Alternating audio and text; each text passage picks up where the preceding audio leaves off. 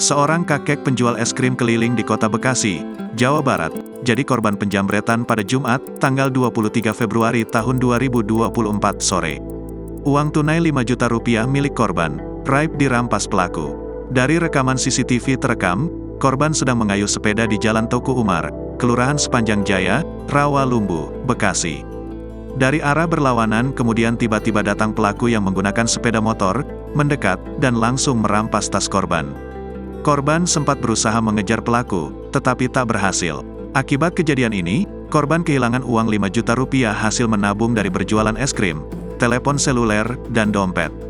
Aksi penjamretan ini sendiri terbilang cepat dan nekat, sebab pelaku merampas barang milik korban di tengah kondisi yang ramai di sore hari.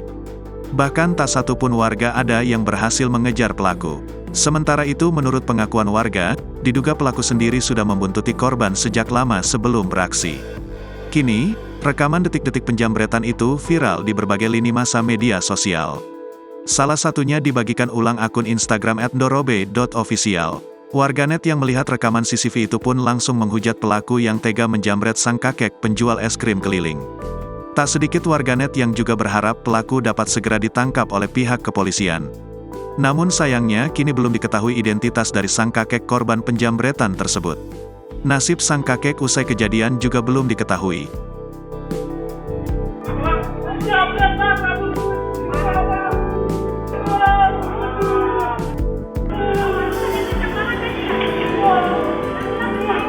Download Tribun X sekarang, menghadirkan lokal menjadi Indonesia.